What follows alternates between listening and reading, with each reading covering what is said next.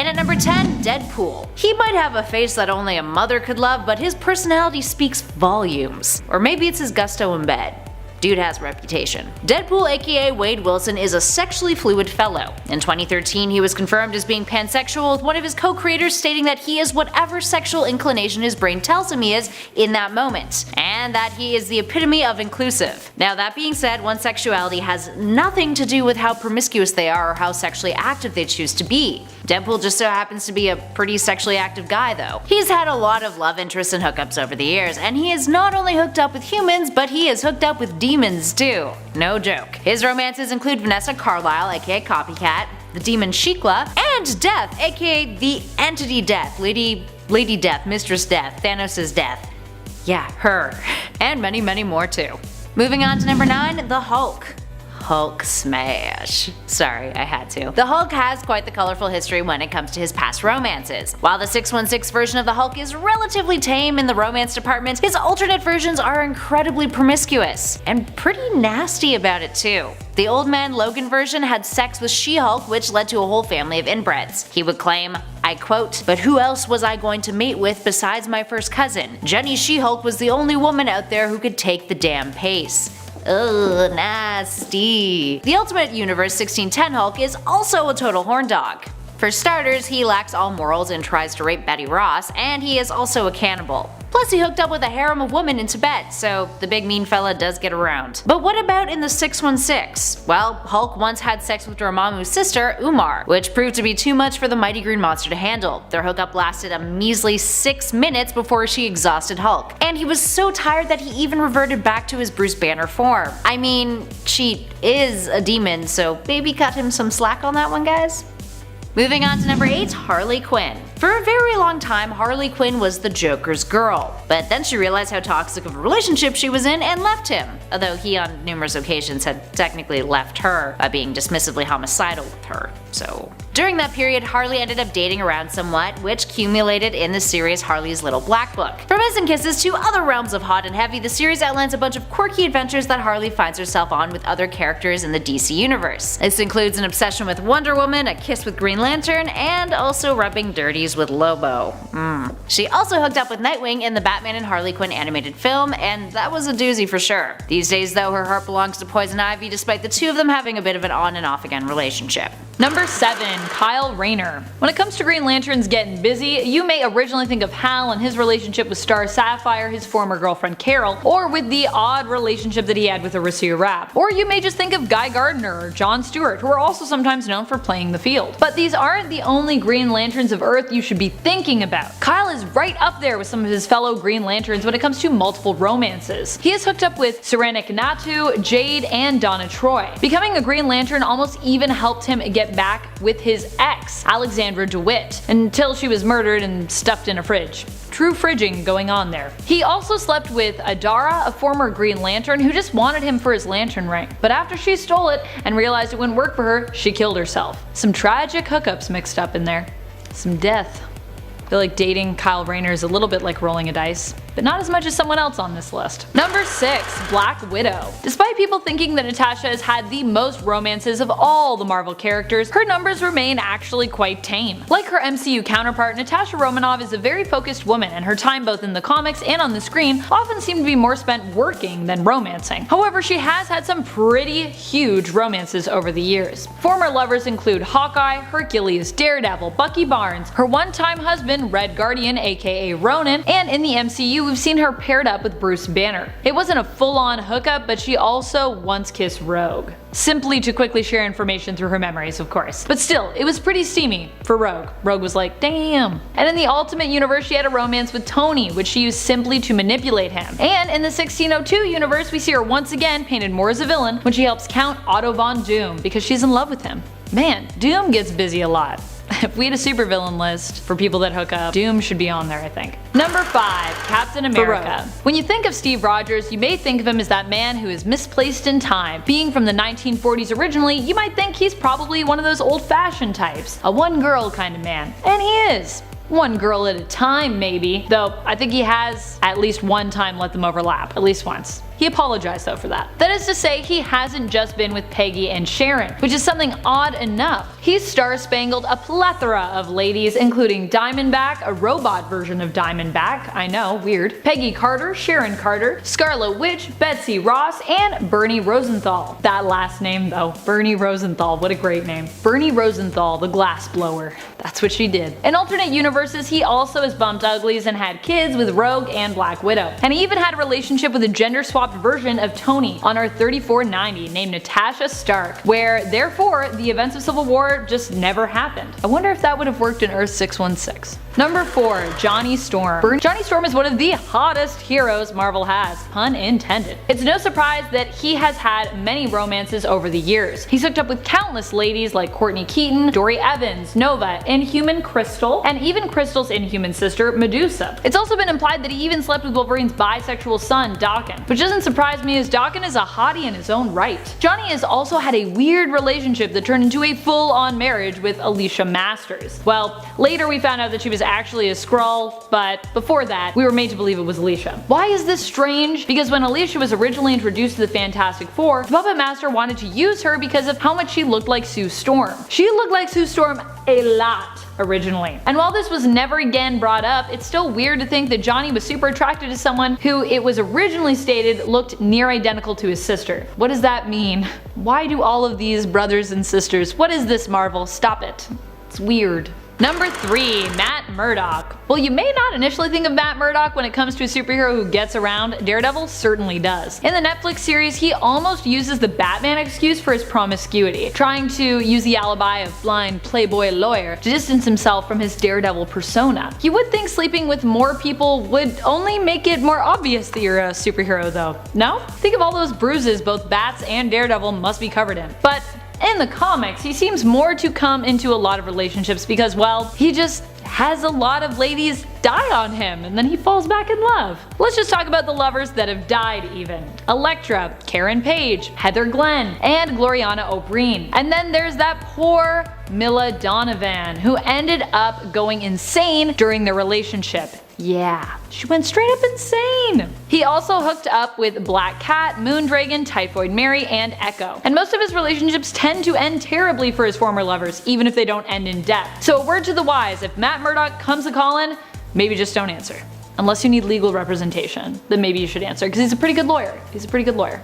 Give him that. Number 2. Hercules. Being a demigod and being around for as long as Hercules has, it's unsurprising that he has had a long list of people that he has slept with in the Marvel Universe, including Wolverine in Volume 2 of Extreme X-Men. Well, it was an alternate version of Hercules and an alternate version of Wolverine that were in that relationship, but still, it happened. Though Marvel has continued to flip-flop when it comes to this hero's sexuality. He was bisexual, then he was heterosexual, and now there are rumors of him perhaps being portrayed as gay in the Eternals. Stop playing with my heart, Marvel. Give me some more bisexual heroes, please. That being stated, it has been implied, but only implied, that he slept with Northstar. But we know for a fact he has slept with Megara, his first wife, Hippolyta, Black Widow, Nova, an alternate version of Hercules, but still, She-Hulk, Namora, Psylocke, and enough alien ladies to probably rival Captain Kirk, I'm pretty sure. And it has also been implied that he is hooked up with Scarlet Witch and Cersei.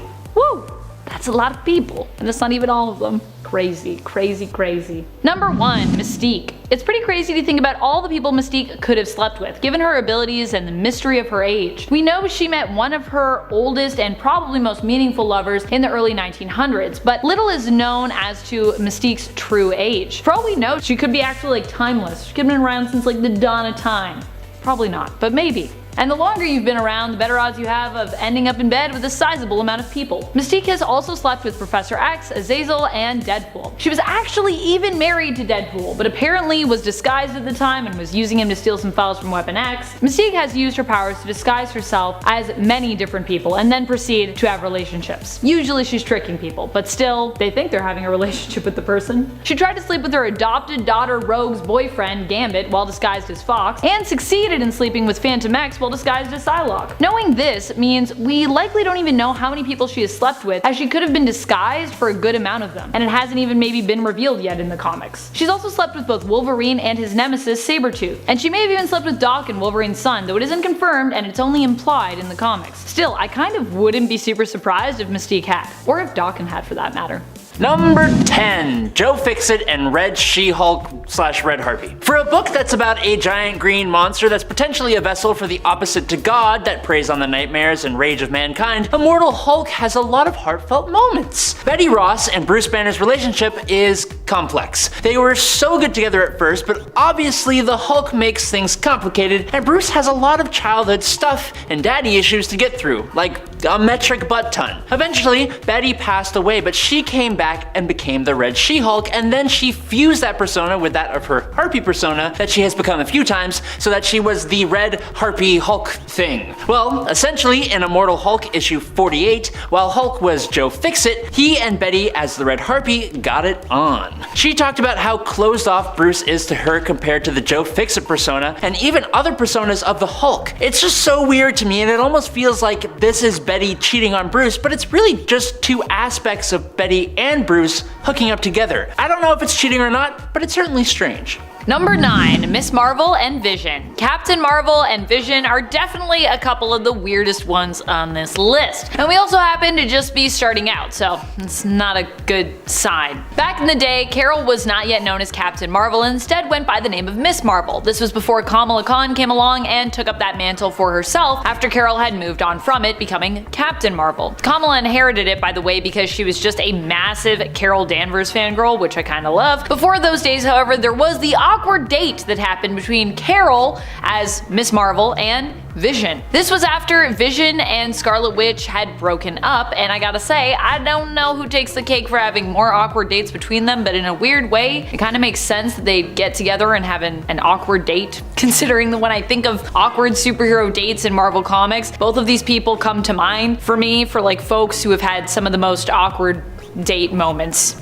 Number 8. Nightwing. This one is a little unique, not only because it breaks up a long-beloved relationship between Nightwing and his Teen Titans teammate Starfire, but also because the writers of the comics retcon things about multiple characters' histories that made no sense or kinda completely ruined the integrity of said characters. After deciding that Barbara Gordon is the perfect fit for Nightwing over Starfire, the beginning pages of Nightwing Annual No. 2 in 2007 gave us Nightwing confessing how absolutely madly in love he is with Barbara. The story then goes on to retcon their entire history, stating that they have been in love since the days when they were Batgirl and Robin, despite the weird age difference. And then, if that weren't weird enough, the book turns Dick Grayson into a cheater. Dick shows up the night before he's supposed to marry Starfire and spends the night with Babs. So he cheats on Corey, but then Dick also gives Babs an invitation to that wedding after just spending the night together, and she wasn't even aware that Dick was still planning to get married in the first place.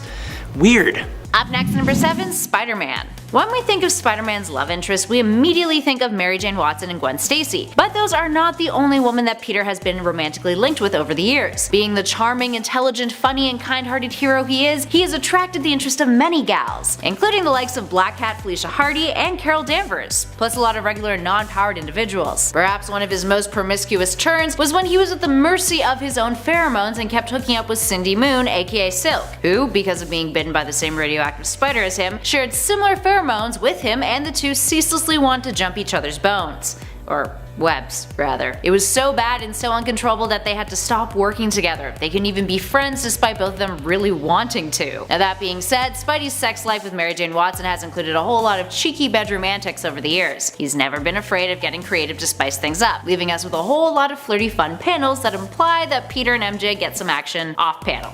Moving on to number 6, Batman. Bruce Wayne has been around. It may seem that the Caped Crusader is rather prude thanks to his strong moral code, but apparently the Dark Knight has no issue with getting loose around the ladies, so to speak. Aside from his most iconic romance with Selena Kyle, aka Catwoman, Batman has had his fair share of relationships and hookups. There's Talia al Ghul, whom he had his son Damian Wayne with. There's Poison Ivy, who seduced him a lot. Nocturna, Gillian Maxwell, Penumbra, Queen Bee, and a bunch of other ladies who aren't heroes or villains. He's a billionaire stud as Bruce Wayne, that's for sure.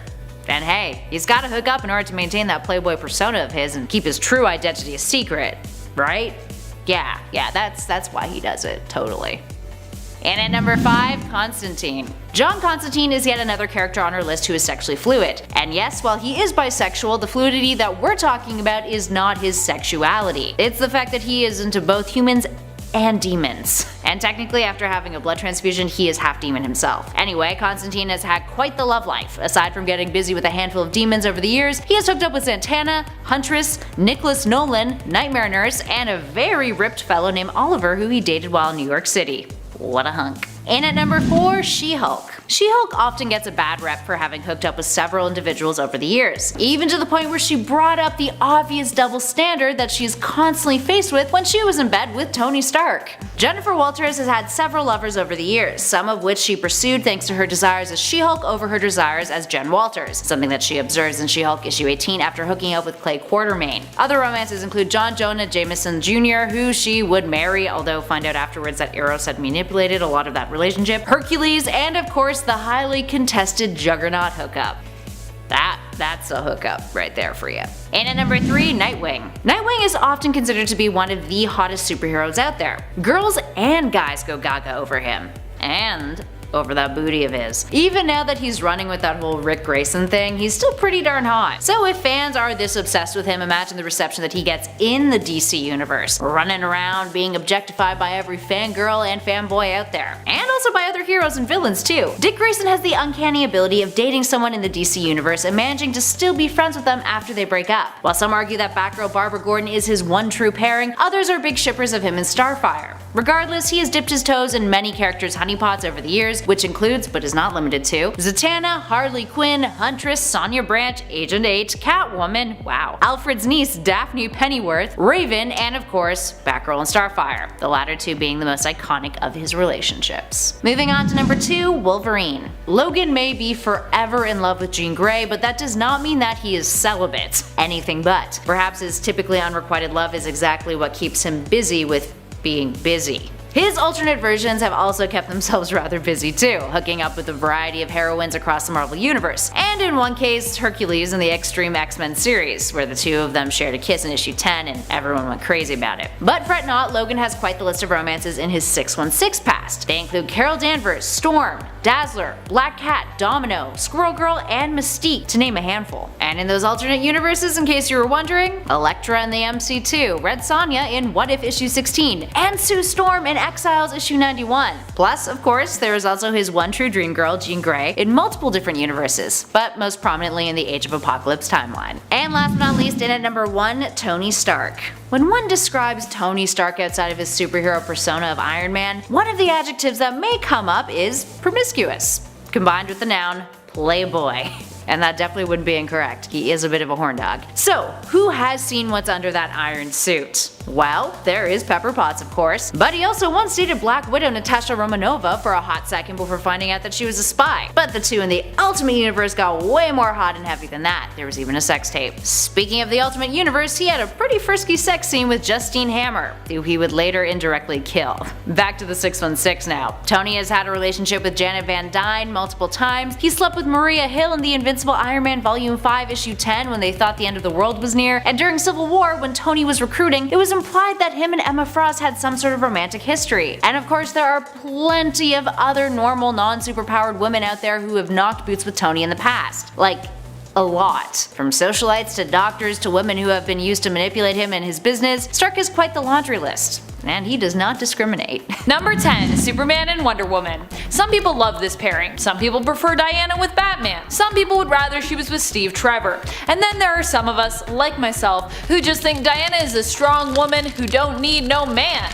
Superman with Wonder Woman, however, is admittedly not that weird. Both are powerful heroes who respect and care for one another, so what's so wrong with them hooking up and having a relationship? We've seen alternate realities and Elseworld stories where this has worked. Heck, they've even had children together. The moment when DC overstepped, though, it seems, with these two and made it kinda weird, was when they made their relationship a permanent fixture of the New 52 main continuity, which honestly just made it kinda strange. Especially when we then were forced to watch them get intimate and talk dirty just about everywhere and almost all the time, because I guess they're both just that invincible and super, and I guess horny. I don't know. Not something we really needed to see, was it? Number 9. Batman and Black Canary. These two are definitely an odd pairing, but of course not the weirdest on the list. More just an unusual ship. They have hooked up plenty in the all-star Batman and Robin comic book universe, but if you're one of those people that prefers to claim that alternate realities don't count,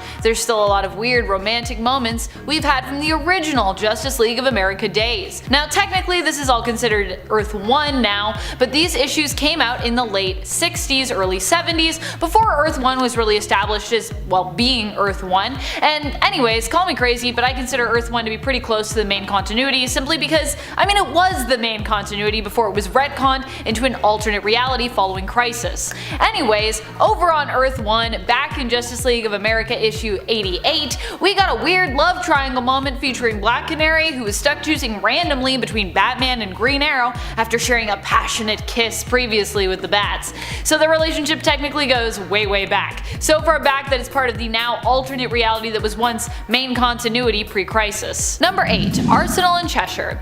This was a weird one before the New 52, but even after it still stayed as a pretty bizarre relationship that some writers just still love to ship. Arsenal is Roy Harper, originally known as Green Arrow's ward and sidekick Speedy. He was Speedy before Mia Dearden took over. Roy has a pretty weird and deadly relationship on and off with villain and assassin Cheshire.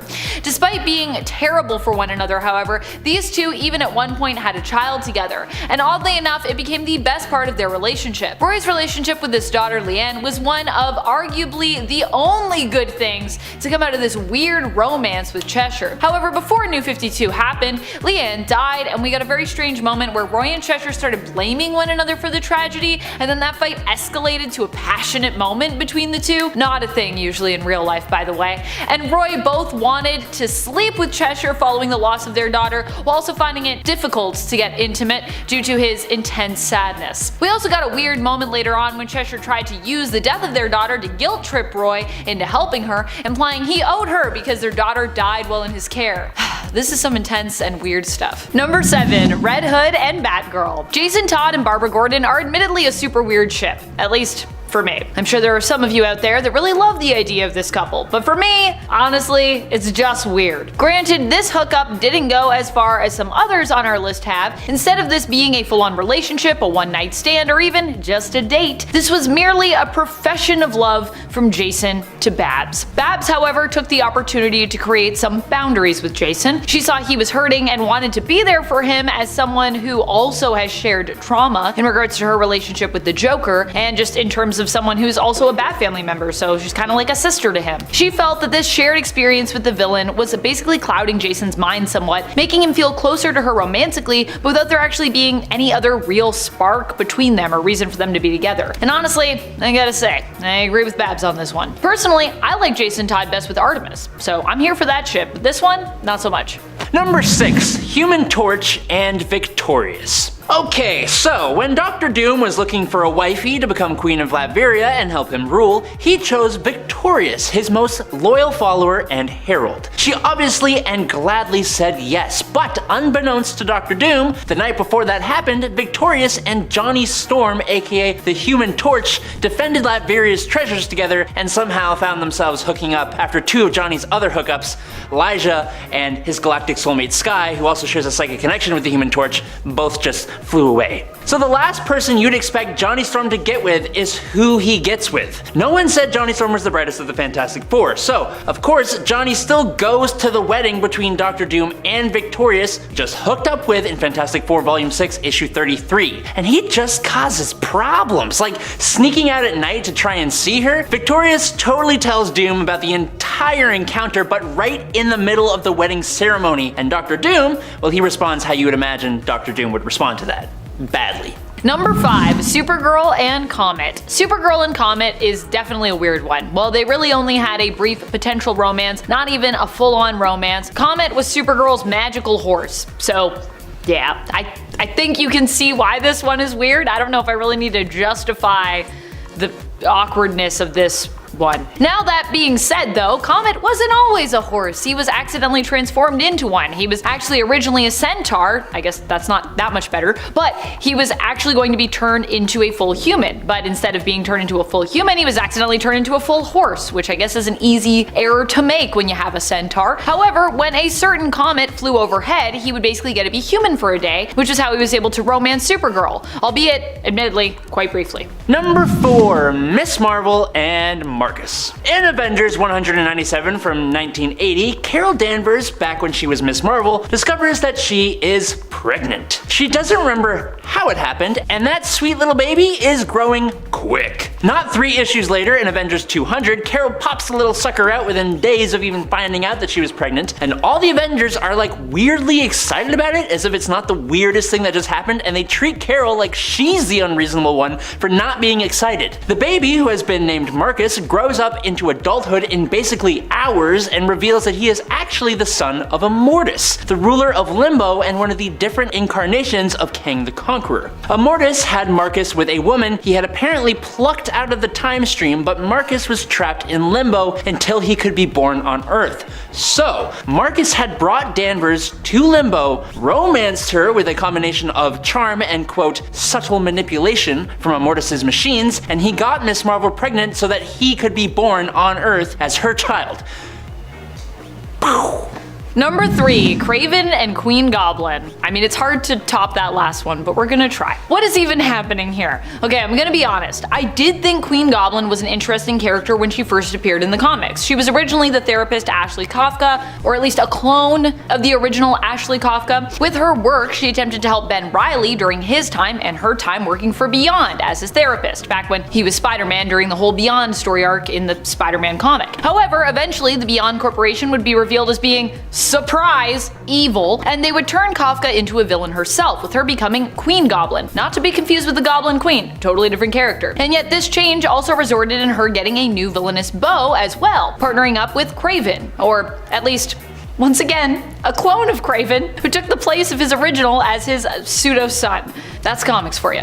Number 2, Gwen Stacy and Norman Osborn. The passing of Gwen Stacy at the hands of the Green Goblin is one of the defining moments in Peter Parker's life, and it cemented Green Goblin as one of Peter's most ruthless foes. But then Marvel and J. Michael Straczynski gave us the Sins Past Spider-Man story arc, and specifically Amazing Spider-Man Volume 1, number 512. 2 twin assassins show up in New York on the trail of the web-slinger. To cut to the chase, these twins were actually the secret children of Gwen Stacy and frickin' Norman Osborn from when they had an affair, and their birth was suddenly revealed as the whole reason that Norman even offed Gwen in the first place. But Adam, how are these twins around the same age as Peter is? Apparently, it's because of Norman's enhanced blood, which caused them to age quicker than normal. Basically, Marvel decided that ruining the image of Gwen Stacy and slightly devaluing her passing was worth it to create an extremely overcomplicated story arc that goes nowhere and adds nothing but ickiness to the Spider-Man continuity.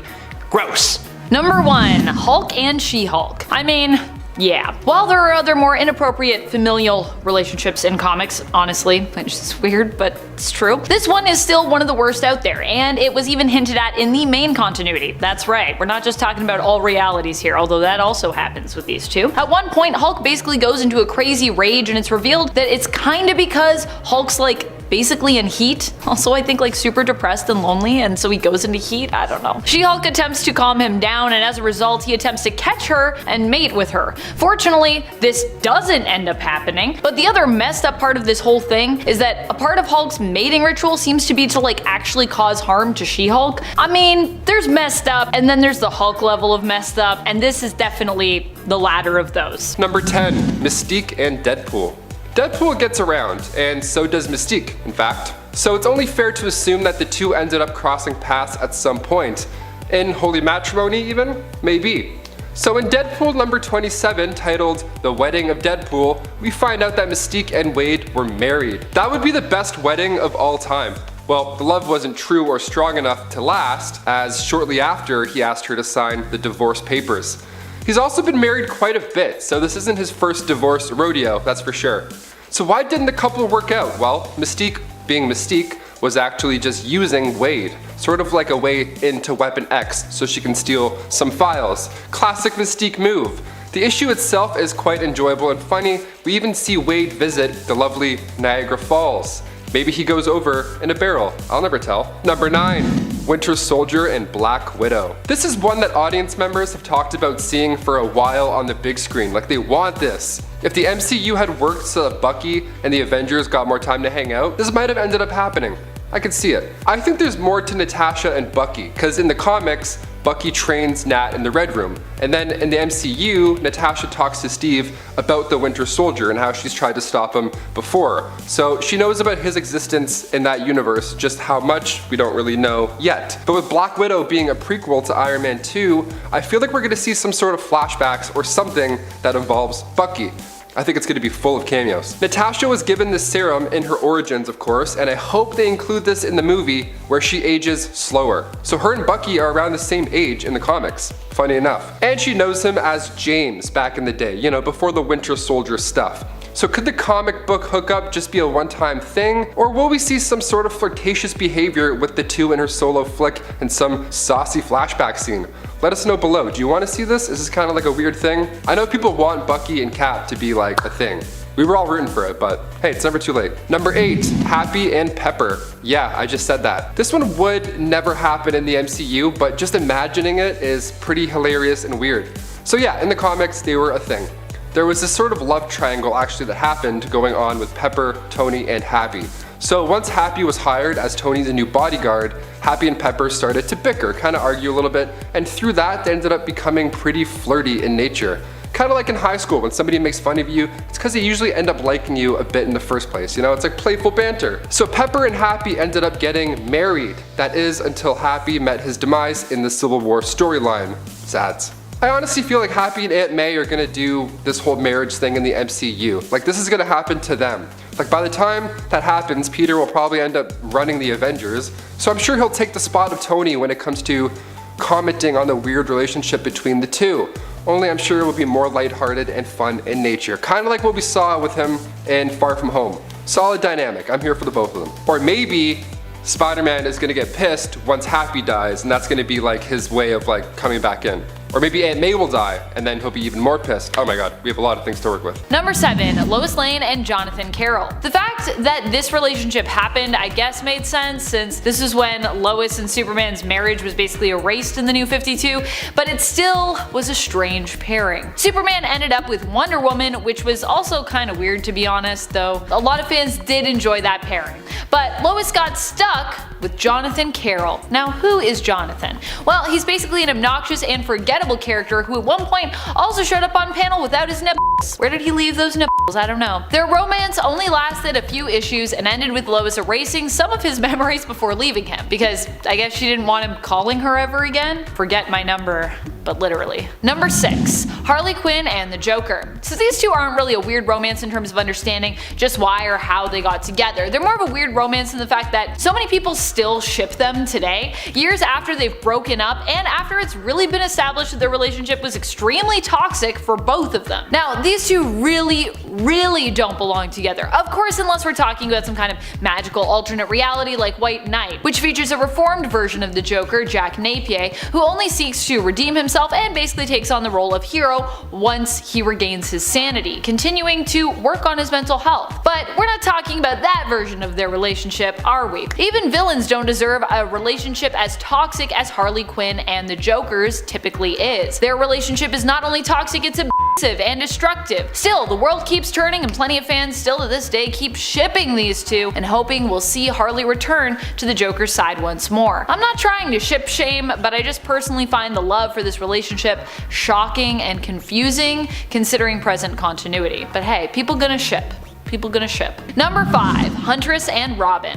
This relationship comes to us from Earth number 2, where Huntress is actually the daughter of Bruce Wayne and Selina Kyle, as opposed to the more common Huntress that we've come to know as Helena Bertinelli. Bertinelli actually also has had a relationship with Dick Grayson, though admittedly a much less weird one. On Earth 2, Robin and Helena Wayne Huntress are therefore kind of like brother and sister, as both sort of grew up together under the guidance of Bruce, which makes all the flirting and tension between them super awkward. At one point, Dick only makes it more awkward when he acknowledges that he remembers helping to change Helena when she was just a baby. He also at one point breaks into her apartment when she's moved out of the Wayne Manor. Dick surprises Helena with his presence when she emerges from the shower, waiting for her in her apartment.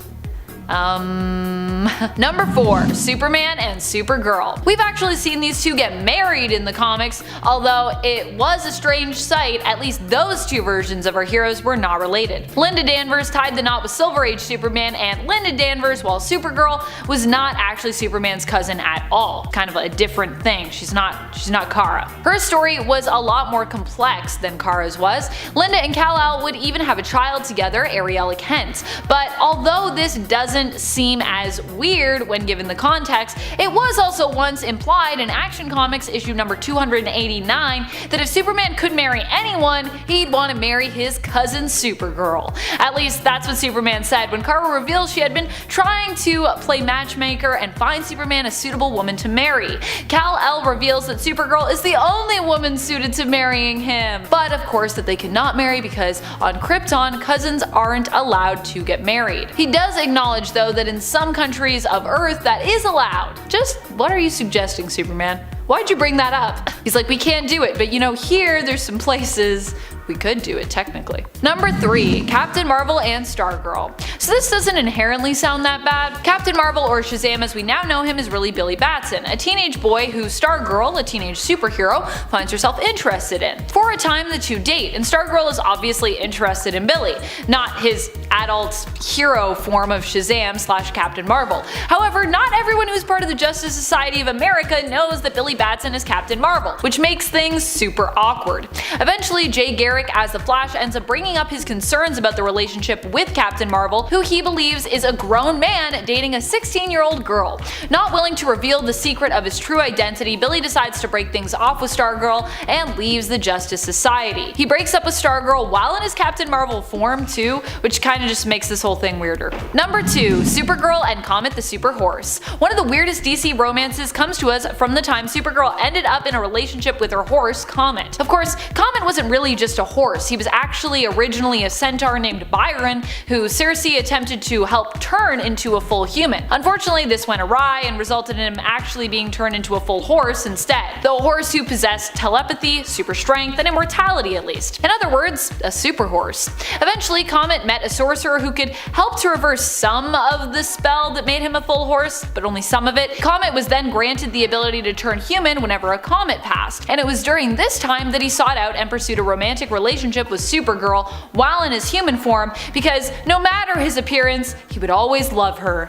It's so weird. Number 1. Batman and Batgirl. You might think it's strange that I decided to put this point above Supergirl and her super horse, but honestly, I just find it to be an even more strange ship than that previous one. Even if we're talking outside of the animated Killing Joke film, which literally allowed us to see these two get intimate on screen, well I mean almost. We obviously cut away from the actual deed, because you know there's kids watching and such. We also saw Barbara Gordon, daughter of Commissioner Gordon, Batman's good friend, and Bruce Wayne himself get shipped together really awkwardly in a comic based on the animated Batman Beyond series. In this comic, it's revealed that not only did Barbara and Bruce have an intimate relationship, well, basically Dick was absent, but we also learned that Bruce got her pregnant as well. Yikes. Why did this have to bleed into other things? Why did this have to be a thing at all? Kicking off the list at number 10, Christine Everhart. We start in Iron Man 1, released back in 2008. The film that kicked off the MCU pretty much. We have Robert Downey Jr. as Tony Stark,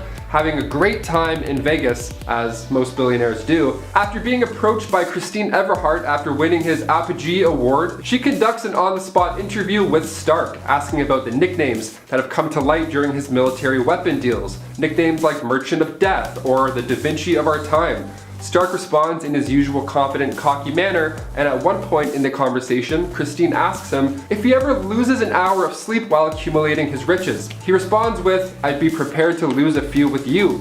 And it works! This reporter ends up sleeping over at the Stark Malibu mansion and is greeted by Tony's future wife, Pepper Potts, where she refers to her as trash. Now, of course, the scene is to set the character for Stark, but Christine still wants to take him down. She's the only one left sitting after Tony announces that he is Iron Man at the end of the film. Number 9, Juggernaut and She-Hulk.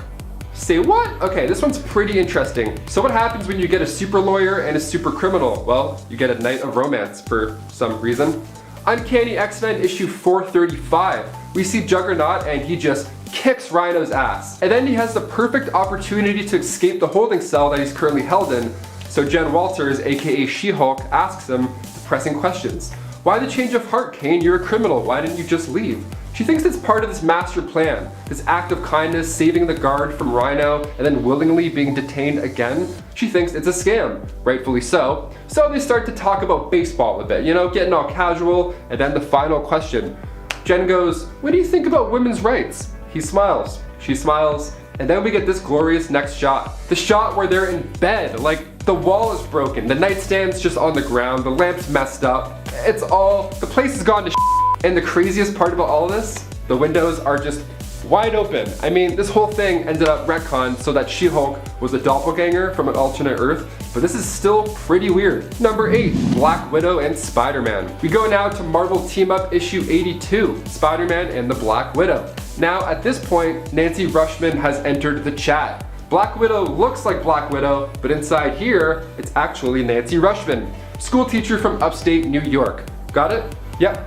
Cool. The issue begins with Nancy outside when a couple of New York punks, try and steal her bag. Spider-Man, of course, swings in and saves the day. Mostly he starts the thugs off, and then Nancy delivers the final blow, saving Spider-Man back. Nice. He sees the Black Widow suit in her bag, but she doesn't even know what he's talking about. She is fully convinced that she is a school teacher and not, in fact, Black Widow. Spider-Man's like, no, you just took that guy out. You're for sure Black Widow. Look at the suit. But still, nothing. So Spider-Man offers her the suit of the Black Widow, to Nancy Rushman, and attempts to keep her warm, maybe bring some memories back in her head, find out what's going on. So Spider-Man sees her in the outfit and comments on how nice she looks. Real nice. So she gets the outfit on, and it of course fits perfectly. But this doesn't jog her memory. Despite how good the suit may feel, the memories just aren't coming back. And then in comes the S.H.I.E.L.D. strike force with the plans to shoot Black Widow, Spider-Man even getting grazed by a bullet in the process. Just then there's a moment where Nancy's body acts by itself almost, and then she lunges forward and strikes the strike force member and takes him down with ease. She's of course still confused, and they end up sticking together for a bit, and then in issue 84, Nancy goes in for the kiss, and Spider-Man has no idea what to do. He likes Widow, but this Widow lookalike doesn't act like her, so it's a weird thing, and in Spider-Man's words, these are the wrong feelings in the wrong place at the wrong time. Yeah, you could definitely say that again. She ended up getting her memory back, and the real Black Widow wasn't as into the web slinger as he hoped for. Poor Peter Parker. Number 7, Nightcrawler and Jermaine. This one is juicy. Imagine you're dating somebody and then you find out that they're actually an adopted sibling. Like, that's a weird conversation to have. I mean, you're not related, sure, but like, that's still weird. That's a very weird thing to do. That's exactly what happened to Kurt Wagner. Kurt grew up with Jermaine Sardos. He was adopted by her and her mother, and they of course became close, being the new siblings and all. But then things get amazing, okay? So Kurt started to date a woman named Amanda Sefton, okay? And then she turned out to be Jermaine in disguise. Surprise, dude, that's crazy. Now, normally when you find something like this out, you're a little upset. You've been deceived. You're obviously confused, and you're probably pretty angry. I mean, one would assume. But Nightcrawler is totally cool with it. He's like, you know what? I'd be more demonstrative about it, but I don't want to set a bad example for Kitty Pryde. Yeah, or you could respond like that. That's one way you could come back. This dude is not fazed by this at all. He's like, yeah man, I basically have 2 girlfriends. What's up? Number 6, Kitty and Colossus. Age is just a number, I guess. When it comes to Marvel romances, they aren't really the most healthy of romances, you know? When the two first met in X-Men issue 129, she's said to be 13 years old. They're trying to recruit her to go to Professor X's school. Colossus is like 18 at the time, or so we think. Now, in the Days of Future Past storyline beginning in X-Men 141, we see Kitty and Colossus married in the future. Nice, I think. That's another thing though, like back to the 14-year-old part, because that's the craziest point that I'm trying to make here. They had their first kiss during the space mission, and right before they kiss, Kitty is even like, oh, I wish I was older, and Colossus is like, so do I. And then he explains how serious he's being by kissing her. And cue the police. Send them in, guys. We got him. Roll it down. Let's go. And then after the kiss, he's like, oh, you're not older. Like, you should be older. And Kitty's like, it doesn't matter. He's like, no, it for sure does matter. I'm like, yeah, you just kissed though. It kind of feel like you're already nailing that confident, buddy. Yeah, this isn't the right time or place. More so, time. That's a big time, that 4-letter word. That's the main thing here. Number 5, Wolverine and Squirrel Girl. Yeah, this one's weird. So in part 1 of this list, I had mentioned that Wolverine, when he was with a young Mary Jane Watson, which is just a wild time. If you haven't seen part 1, you gotta go watch it. It has some fun stuff in there. Turns out he has this weird history as well with Squirrel Girl. And this has been speculated for a while now, and it comes down to a simple page of text. In New Avengers issue 7, we see the two talking as if something had happened. Something rather intimate, that is. A little intimate. Squirrel Girl is like, well, I hope we can agree to be professional, you know? And Wolverine's like, of course. You look amazing. And she's like, oh, you do look good too. There's just something there. This is not a conversation, like, I don't catch up with my buddies and be like, hey, how's school? Good. You look amazing. You do too. I'm like, yeah, let's be professional. They're like, oh, what? Why wouldn't you? This is a normal thing. This becomes more evident come Wolverine issue 8. Emma Frost had entered Wolverine's mind and literally found a room called Sexual Fantasies. And then Emma's like, I know I'm gonna regret going into this one. And maybe she was right, because upon opening the door, none other than Squirrel Girl herself is hanging out in this room. Proof? I don't know, proof of a weird fling? I think so. Number 4, Wolverine and Storm. Now, whenever Wolverine is in the picture, you know somebody's gonna get hurt, whether it's physically or emotionally. So Storm and Wolverine were always flirtatious. They were the cool kids of the X-Men. They didn't exactly get involved with a lot of the drama. They were too cool for that, you know? Besides, Wolverine was too into Jean Grey anyway, so his hands were full. Now, after a divorce, that's a tricky time to do stuff. Even flirting with a coworker after a divorce, it just looks way worse now more than anything. The timing is just ill. Storm divorced Black Panther and then things got interesting. The two of them ran the Jean Grey school and hit it off. Now, the two of them could have just gone on to become the best of lovers, but Wolverine had to go ahead and die, not giving the relationship the proper light of day. And number 3, Gamora and Iron Man. Now, at the start of Endgame, we see Tony Stark and Nebula stranded in space after the events of Infinity War. The two weirdly got along. I mean, yeah, they both bonded over losing a massive battle that resulted in lots of their family and friends dying, so it's kind of easy to let bygones be bygones, you know? Tony and the daughter of Thanos in one ship playing games, you gotta love it. Now, what if I told you that this isn't the first time Tony has gotten close to one of these mad sisters? Tony and Gamora, believe it or not, have hooked up before. So the panel starts with Gamora being all shy and cool. She has like her drink and she's like, oh, you're gonna have to do better out here. And then Tony responds in his classic Tony Stark manner, I can do better. And then it immediately cuts over to the next page of both of them lying in bed. He's all tucked into the blanket, like the shellhead looks like he's shell-shocked, to say the least. And then Gamora's chill about it. She's like, yeah, I'm gonna go back to the bar. And Tony's like, all right, cool. And then after she leaves, he lets out a small, ow, which, pretty obvious. Number 2, Scott Summers and Emma Frost. We've all been in class and maybe you see your high school crush on the other side of the room. You start to daydream, maybe you're putting your pencil through your hair, doing all that cute and you start to daydream of talking to them, maybe even dating them. You can't help it, right? All those hormones flying around through your high school head. High school's wild, man, what a weird time. Cyclops loves the telepathic types, so this exact scenario could get him in quite the pickle if he did anything like this, which he did. So after Emma becomes Scott's therapist to say, some things get heated. So she used her telepathic powers to enter Scott's mind to help him get through past traumas, you know? What a good friend. So naturally they get pretty close, maybe a bit too close. The affair happened in their minds, which is why this is one of my favorites on this list.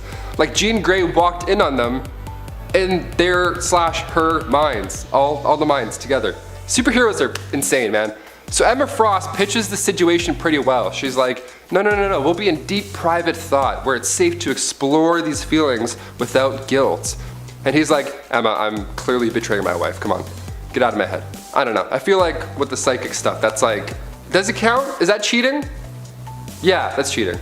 If you think about it. I don't know, what a weird loophole. And finally, number 1, WandaVision. Yep, with the new Disney Plus show getting released soon, I have to save this one for last. This one is hot out of the MCU, and I feel like it's a relationship that people overlook. Now, I'm talking about the MCU story with these two characters. That's it. These guys should not be together. Like, what? During Civil War, she buries this dude underground when he attacks Hawkeye. Vision also is made out of the Mind Stone mostly, so the same stone that gave Wanda and Pietro their powers in this universe. And maybe that's why they're attracted to each other, but like that's not enough. That's still, like they're sexually involved. Like they, you know, it's weird. The fact that they ended up together at all during any of these storylines, like how do you have the time for relationships? Like from Age of Ultron up until Infinity War, there's like no chance or time to hit this off properly. Like that's the biggest red flag couple. And sure, this last one is just my opinion, but I feel like I'm not alone here. The romance started somewhere between Civil War and Infinity War, but like what we see on the screen isn't enough to make us believe that they're like a solid, happy, healthy couple. It just doesn't make any sense. Kicking off the list at number 10, Black Widow and Tony Stark. Yeah man, I'm starting the list off with a wild one. So in the Ultimate Marvel Universe, they get a little close. Closer than the MCU relationship, that's for sure. So Ultimates issue 3 opens with this shot, and the shot is all of the Ultimates just hanging out in Tony's mansion, and then there's a sex tape playing in the background, and that sex tape being Iron Man and Black Widow. So what's the deal? Why does this exist? Well, in the Ultimates 2, her and Iron Man dated and even got engaged, but it's all lies. Lies, I tell ya. She was trying to destroy the Avengers for the fall of the Soviet Union. That was like her payback. That is, until she's killed by, you guessed it, Hawkeye. Nope, you didn't guess that, because that would be crazy. Imagine if this is how she went out in Avengers Endgame. That scene with her and Hawkeye could have been a bit more wild, and maybe a bit more emotional. Just kidding. That gets me every time. So after she's dead, the tape gets released. People are selling DVDs on the streets about it. Hey, hot dog, no, what about Iron Man and Black Widow? Bumpin' uglies, what do you say? New York, New York.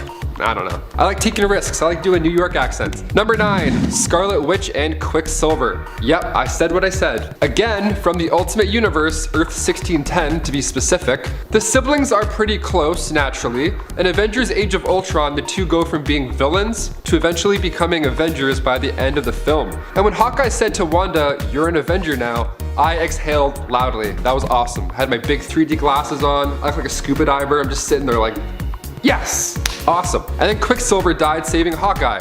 Again, with the goggles. I was like, no, yes, and then no. So change is inevitable and can happen quite fast. The two got a little too close though in the Ultimates. Again, this Ultimate series is quite risque, if I can say that. So sure, this was an alternate version or whatever, but you can't unsee some stuff. In the 3rd issue of the Ultimates, the Wasp is like, man, they sure do love each other. And Cap's like, yeah, of course they do. They're family. Why was he so mad that I commented on her outfit? That's weird. And then the Wasp is like, dude, like he loves her, like, you know, loves her. And then Cap gives the funniest facial expression and goes, but yeah, we all said that, man. We all made the same face, my dude. Number 8, Professor X and Moira McTaggart. So as we saw in the X-Men movies, they're pretty lovey-dovey and they've got a nerdy, cute relationship going. James McAvoy, Rose Byrne, they're unreal actors. It was super enjoyable to watch them. Now, in the movies, he makes her forget a bunch of stuff for good reason, right? It even adds to their dynamic a bit because after, he's obviously still into her and she's like, hey, nice to meet you for the first time ever. Never met this guy before. It's a pretty sad situation, but cute nonetheless. But it could have been way worse. See, in the comics, he at one point straight up abandons Moira and their child to go after his own dreams. Dude's a real go-getter. More like a go leave her. Yeah, I'm gonna leave, sorry. Number 7, Deathpool. Deadpool's on this list, of course, and it's for good reason. One of the crazy relationships that he's been in was one with death. Now, with Deadpool dying as often as he does, he of course has seen the face of death, and he's a fan. In Deadpool The End, we find Deadpool finally getting close to death, long term. Finally. Even when Mephisto pipes in, Deadpool responds with, "Can at dollar store, Devilman Crybaby. I've been angling this hookup for like a century to get here." And the top priority for Wade? To get to the ever-lovin' after ever-livin' Nookie. While Thanos is normally the one who's been Death's boy toy, it's nice to see a comic where Wade finally gets that relationship. And it's super hilarious and of course, super sexual. A lot of innuendos in that one, check it out. Number 6, Iron Man. The stud has for sure had a few hookups in his day, but one of the most wild one-night stands has to be from Iron Man 3. We start the movie in a flashback to New Year's Eve of 1999. We have Tony, again before he's a superhero, so he's just super rich and cocky, and of course uses those skills to persuade the scientist, Maya Hansen. Stark actually bailed on his meeting with Aldrich Killian for this night with Hansen, and of course Killian's character arc began this night being upset at Tony for giving him the cold shoulder. The next morning, Maya wakes up to no Tony beside her, rather a note. And those two ended up being the masterminds behind Project Extremis, which of course caused a lot of trouble. And it all came down to that one fateful New Year's Eve back in 1999. Not a good call. Not a good call, Tony. Number 5, Howard the Duck. Our boy Howard the Duck was in the final lineup for Avengers Endgame. Check it out. So of course I gotta talk about his love life too. In one scene in the movie Howard the Duck, Howard gets close to the singer Beverly Switzer, like in bed close. Real close. Now we might not see this exact scene in future Marvel movies, I mean I hope we do. Could you imagine if they did? I mean it's one thing for two soups to jump in the sack, but Howard the Duck, he's a duck. Too weird for me and my friends, too weird. I don't know about this one. But if you want to see what Howard the Duck is all about in full force, for sure watch his movie. It's a classic 80s flick, which just got the whole 80s thing. Got Michael J. Fox in there. It's great. And also the practical effects for Howard the Duck make this cute scene extra creepy. It just doesn't look very comforting. And number 4, Spider-Man and Black Cat. Peter Parker, of course, is the web-slinging friendly neighborhood hero and does what he can do to keep the people of New York safe. The little people. But underneath all of that, he's still just a young dude.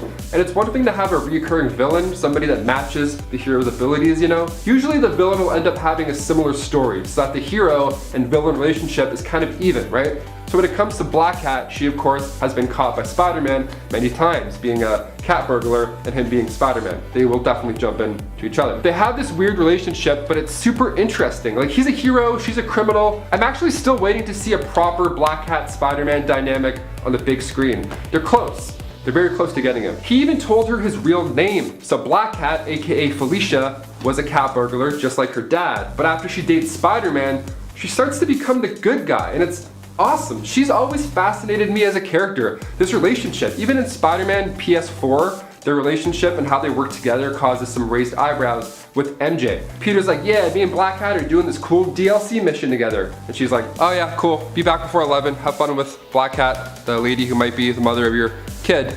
Also, you might have a kid, so that's neat. Cool, I'm gonna go watch The Goonies on Blu-ray. See ya tomorrow, I guess. God, my life sucks. We were on our way to seeing this relationship form in The Amazing Spider-Man 2. In The Amazing Spider-Man 2, we were introduced to Felicia, played by Felicity Jones. In that same movie, Gwen Stacy bit the dust. The Amazing Spider-Man 3 would have set this relationship up so nicely, but it never happened. Bye, Felicia. And number 3, Wolverine. A lot of people overlooked this moment from X-Men Days of Future Past, but it's actually a great example of who Logan is deep down. In Days of Future Past, Logan's mind was sent back in time to 1973. That's a while back, so he can prevent Mystique from killing Trask. Now, the second he wakes up in this past, it's meant to be a comedic moment. He's in a room that's decked out in 70s gear, and he wakes up next to a woman in a waterbed. A waterbed? I don't know how anybody could sleep in those things. Imagine having a few drinks and then laying in a waterbed. Oh my god, I threw up so quick. But he wakes up next to a mobster's daughter. He was being paid to keep her safe, so of course he runs into a bit of trouble, having to kill the mobsters that enter that room because they of course found them both together. Not professional at all, Logan, not professional at all. Also, if he just kept his distance, those poor mobsters would still be alive. They have families, they probably have bills to pay. And number 2, Peter Quill. Guardians of the Galaxy came out in 2014 and James Gunn made the most fun Marvel movie to date. Still, the most fun Marvel movie ever. The opening of the film, we find Chris Pratt's character, Star-Lord, and as the opening credits roll, we see him walking, well, dancing rather, to find the orb, which ends up being an Infinity Stone. It's a pretty important orb. So he goes in, introduces himself, does the badass fight moves, and then rockets his way out of there. And after he barely escapes in his ship, the Milano, as soon as his ship starts to fly away from danger, out pops an alien woman from below deck. So we briefly meet Berit, and if you don't remember her from the first movie, that's fine, because neither did Star-Lord. In fact, he didn't even remember she was on the ship. I mean, of all the times to have a one-night stand with an alien, right before a big heist, this guy's crazy. Come on, Quill. And finally, number 1. Ant-Man and Beetle. Now, of course, whenever I read issues with Ant-Man now, I see it as Paul Rudd. Naturally, I mean, he's so lovable and charming, of course. Paul Rudd lives rent-free in a lot of our heads. guaranteed. I think to myself, what would Paul Rudd do at least twice a day? We gotta talk about it more. Paul Rudd was cast to play Ant-Man in his first MCU debut, of course, back in 2015 in Ant-Man. He plays Scott Lang in the movies because I think people aren't really too fond of Hank Pym. Good idea. So when I read the issue with Scott Lang's Ant-Man and Beetle, I was sitting up. I was like, yeah, this is Paul Rudd. He even wrote it in a way where it's like really comedic and the timing between the shots, it's amazing. Heroes and villains hooking up, that should be a show. Screw The Bachelor in Paradise, what is that? I want to see the good and the bad doing the ugly. Every Thursday at 9 p.m, that's when I want to see it. Right before Friday, so we all come in the office and we're like, see who Ant-Man hooked up with? It's like, yeah dude, awesome, unreal. I want it. In Ant-Man Last Days issue 1, we find Scott Lang as he bumps into Beetle at a club. Ant-Man's like, whoa, you tried to kill Iron Man. You're gonna go to the authorities, madam. And she's like, Scott, relax, that was like 3 weeks ago. Hashtag old news. So they start talking, Scott buys her a drink, and then Scott tells her something Cap said. If you want to be an Avenger, you do not sleep with supervillains. And then this is the next page showing Ant-Man just sitting in boxers in bed with Beetle, with the line, I'm so sorry, Captain America, which I can just hear in Paul Rudd's voice. Like it's so funny. And also his damn helmet is still on. He just looks so silly. He's got like a 12 pack and he's just sitting there with his helmet. He's like, oh, what a crazy night. And then Beetle wakes up and says, oh, you're still here? That's weird. Weird is the perfect word for it, Beetle. Kicking off the list at number 10, Kitty Pryde and Pete Wisdom. Scotland is a lovely place to fall in love. So magical, all the fresh air and the mountains makes your brain happy, you know? And that's exactly what happened to Pete Wisdom and Kitty Pryde. They met in Scotland when Black Air assigned them to help Excalibur on a mission, and Kitty at first hated this dude. I mean, he was smoking all the time. He was just a bummer to be around. She didn't trust him at all on top of all of that. So he was just like this mysterious smoking man that she was like, yeah, whatever. So she felt like she had to go on a mission with him, you know, to keep a watch on this guy, see what he's all about. And then of course she sees the soft side and falls in love. But there's of course the age gap, plus she was still hung up on Colossus. I mean, of course, who wouldn't be? The two of them hit it off for a bit anyways. That is until Kitty left to join S.H.I.E.L.D. and then almost cheated on him. Yeah, it got really close, like last minute, it was bad times. She tried keeping it a secret, but people, the truth always comes out and it always goes around. He left even though she begged him not to, so definitely a rough time with them too. And guys, just a reminder before we go to number 9 to go ahead and give us a super thumbs up on this video because it helps us out a lot in the studio. Thank you so much, you guys are the best. Now over to some brother and sister romances. Number 9, Scarlet Witch and Quicksilver. The twins are pretty close, naturally. I mean, one's a witch, the other has super speed. They're the coolest twins ever. And the two got a little too close though in the Ultimates. Yeah, we're trying to get that out of our brains and our eyes. So sure, this was an alternate universe or whatever, but you can't unsee some of this stuff. In the 3rd issue of the Ultimates, the Wasp was like, oh man, those twins sure do love each other. And Cap's like, why of course they do, they're family, haha. And then she's like, no dude, like he loves her, loves her. And then Cap gives this reaction, and that was a cool moment because you and Captain America both had the same exact face at the same time while you were reading. It's like you're in the book, how lovely. Number 8, Wolverine and MJ. I guess when you run out of people to hook up with on your own team, you gotta branch out a little bit, or branch down in age. So Wolverine and Mystique are the 2 X-Men most likely to try and steal your boo. So in Ultimate Spider-Man issue 66, we see Wolverine at it again. So Wolverine and Spider-Man swapped bodies, you know, kind of like the Change-Up or Freaky Friday. Yeah, Mesmero switched their bodies, so Peter's like, hey, I think you should go to school because school is important, blah blah blah, you should do that and I should do this. So while Wolverine was in Peter's body, he at one point ended up kissing MJ. Yeah, and that's not even the end. He even tried to sleep with her. What a creep, what a creep. Yeah, I guess those walks to school were starting to pull on the heartstrings a bit, you know? So Mary Jane told them she wants to wait until they were older for that kind of stuff to happen. So thankfully nothing too crazy happens, but come on Wolverine, what are you doing? Pick on someone your own age or size, or just don't. Just be single. Go be single forever. Number 7, Gwen Stacy and Norman Osborn. What the f? Yeah, you heard me folks. Beginning in The Amazing Spider-Man number 509, this one is quite odd, to say the least. So Peter gets this letter, right? And the letter that is supposedly from Gwen Stacy, although she's dead. So Peter does a little detective work and runs some DNA tests on the letter. He comes to find out that Gwen Stacy had actually secretly given birth to twins. Mary Jane finally ends up filling Peter in on this dark secret. Gwen Stacy had a secret affair with Norman Osborn 7 months before she died. What's the opposite of air horns? I feel like that's what should be playing loudly right now. Mary Jane even had a conversation with Norman about it. She said she doesn't want Norman to take care of the kids or else they're just gonna turn into another Harry Osborn. Pretty solid line. Norman's exposure to the Green Goblin formula caused these kids to be born early and they came out fully grown. Ouch. Number 6, Deadpool and Siren. Wade Wilson? In love? Sign me up. So, when the unlikely lovers were battling it out with Black Tom Cassidy and Juggernaut, Banshee was like, look girl, he's insane, he's a murderer, he's a madman, I tell ya. Warpath was eyeing her down, but she just couldn't help it but flirt with Wade Wilson. I mean, can you blame her? If I met Ryan Reynolds, I'd probably flirt. I'd be like, hey man, I love Aviation Gin, I drink it every morning. What? Siren saw past all of that and she even overlooked his ugly appearance. What a gem. So this is pretty nice and Deadpool likes it. He feels happy almost. Deadpool says over time that she became the voice of reason and sanity in his head. So the two had a deal. She would still see him as long as he behaved. Warpath though, he wasn't a big fan. But who cares? Love is in the air. Number 5, Wolverine and MJ. Ultimate guys, ultimate yet again. So, after Ultimate Spider-Man issue 66, Wolverine is a total creep. Now, that may not come as a total shock, but here are the facts. Wolverine and Spider-Man switched bodies, like the change-up, or I guess Freaky Friday would have been a better example. Mesmero switched their bodies, so Peter was like, hey man, I really need you to go to school. Like, we're 15, we kinda gotta go to school. While Wolverine was in Peter's body, he at one point ended up kissing MJ and even tried to sleep with her. Dude, huh? Yeah, I guess those walks to school with her made him realize how awesome she was. MJ told him she wants to wait until they're older for that kind of thing though. So thank the Lord, nothing like that happened. But there was a kiss. Number 4, Black Widow and the Hulk.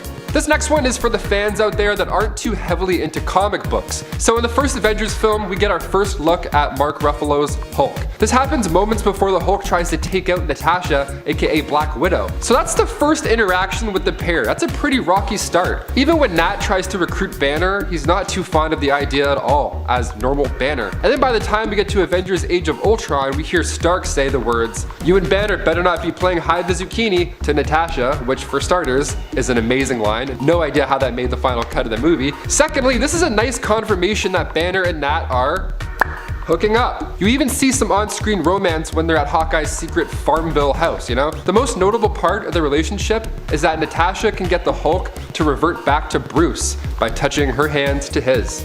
She's like, hey big guy, sun's getting real low. And it works like a charm. And Nat gives her trademark smirk as he cools down in the forest. It's not an easy task to do either. I mean, Thor tried to do it in Thor Ragnarok, but I mean, we all know how that ended up. Number 3, Magneto and the Wasp. We all love Magneto, I mean, it's kinda hard not to. In Secret Wars 1, issue 3, the pair actually have a one-night stand. Ew. So, she even said that Magneto is a great kisser. I mean, look at him, he's got the hair, he seems confident. So here's the kicker, Magneto was apparently drugged. Yeah, it was revealed from Jim Shooter, the guy who wrote the series. He said that Magneto was accidentally drugged, so he was all extra lovey-dovey, and that was of course a factor. So Magneto was head over heels for the Wasp, not really one to hook up and then bounce, you know? Like he actually really liked her. But the Wasp on the other hand was like, yeah dude, that was a one-time thing. Michael Fassbender and Evangeline Lilly, honestly, I'm here for it. She's got the sass and he's got the, well, sad face, so, you know. It would work out. Number 2, Captain America and Sharon Carter. Okay, I have to include this one because when I saw this for the first time in theaters, we all went nuts. So I of course will see movie premieres, like as soon as the movies come out, I'm there, right? Middle row, I got my glasses on, I'm there an hour early. I don't drink water all day, I'm just trying not to go to the washroom. This is it, this is my goal. Because 1, I want to see the movie as soon as possible, and 2, I love hearing other people have the same reaction as me at the same time. So when we meet Sharon Carter and Captain America, America, it's revealed that Peggy Carter was her aunt, and she wasn't just an ordinary neighbor to Steve Rogers. So this dude must love the Carters or something. I mean, he goes from Peggy Carter to her niece, Sharon Carter, and then by the time Endgame rolls around, he goes back in time to the young Peggy Carter. Like, imagine that conversation in Endgame. So, Steve, what have you been up to? I'm looking forward to seeing more of Sharon Carter as Agent 13. Emily Van Camp is an amazing actor, and apparently her character was on the run during Infinity War and Endgame. So I wonder what she was up to.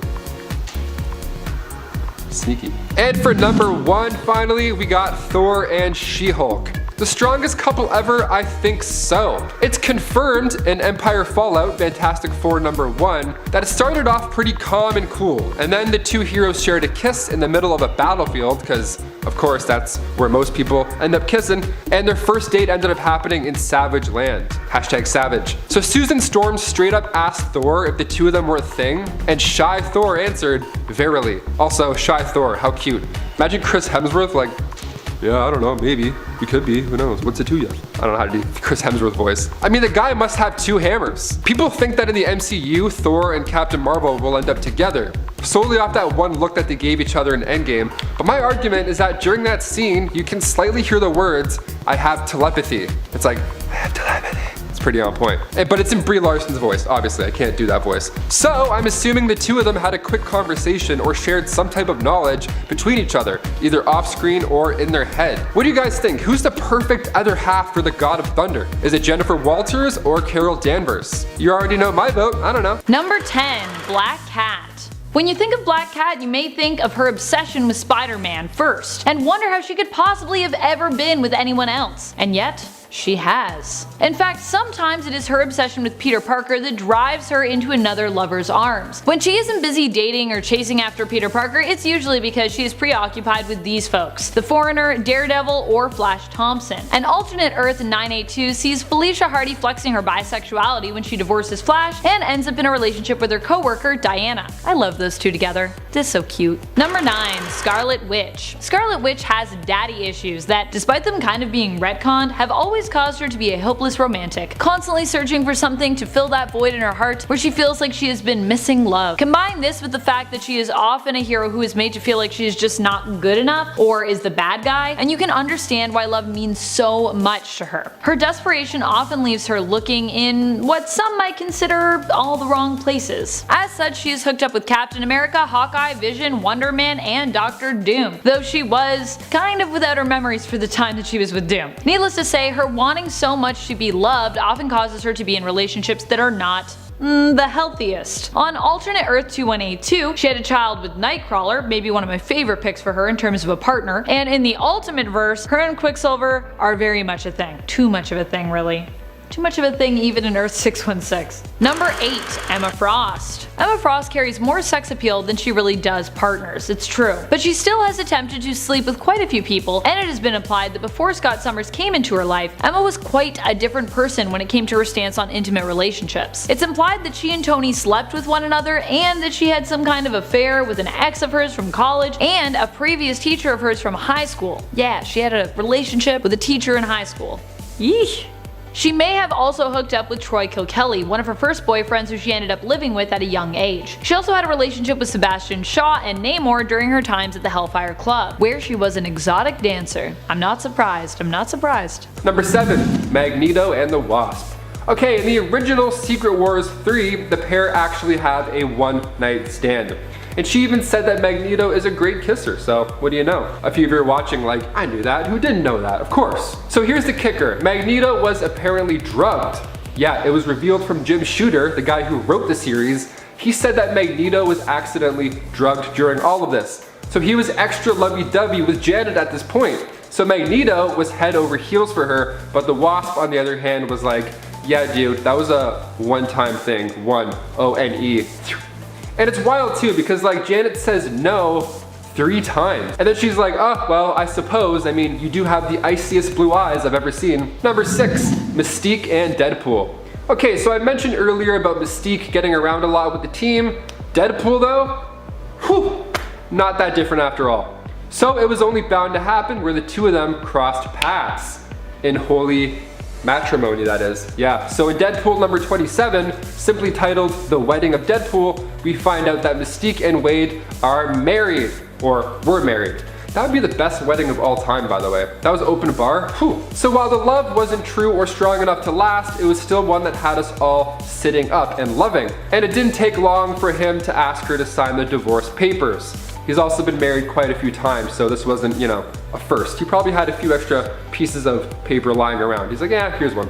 So why didn't the couple work out, you ask? Well, Mystique was actually just using Wade as a way into Weapon X so she can get her hands on some files. Classic. The issue itself is quite enjoyable. We even see Wade visit our very own Niagara Falls. And yes, maybe he gets a bit too close. Number 5, Nightcrawler and Jermaine Sardos. I can't not include this one, okay? So imagine right now, you're dating somebody and then you find out that they're actually your adopted sister this entire time. Yeah, that's exactly what happened to Kurt Wagner. This is the best. So Kurt grew up with Jermaine Sardos, right? He was adopted by her and her mother. And they of course became close, as most siblings do, being new siblings if anything. But then things get amazing. So Kurt started to date a woman named Amanda Sefton, and she turned out to be Jermaine in disguise. Yeah, surprise! Now normally when you find something like this out, you're a little thrown off. I mean, maybe you feel sick to your stomach immediately. I mean, I would assume, I don't know, that's my first reaction. Nightcrawler is totally cool with it.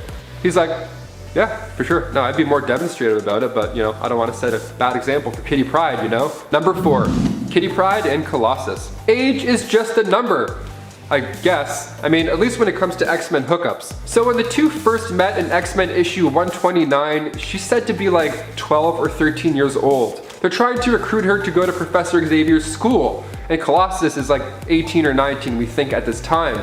Now, in the Days of Future Past storyline beginning in X-Men 141, we see Kitty and Colossus married in the future. And that's another thing though, because back to the 14-year-old part, because that's the craziest point that I'm making here. They had their first kiss during a space mission, and right before they kiss, Kitty even says, gee, I wish I was older, and Colossus is like, And then he explains how serious he's being by kissing her. Number 3, Wolverine and Storm. Now, whenever Wolverine is in the picture, somebody is getting hurt, whether it's physically or emotionally. So Storm and Wolverine were always flirty, right? They were the cool kids of the X-Men. They didn't exactly get involved in a lot of the drama. Besides, Wolverine was way too into Jean Grey anyways, so his hands were quite full.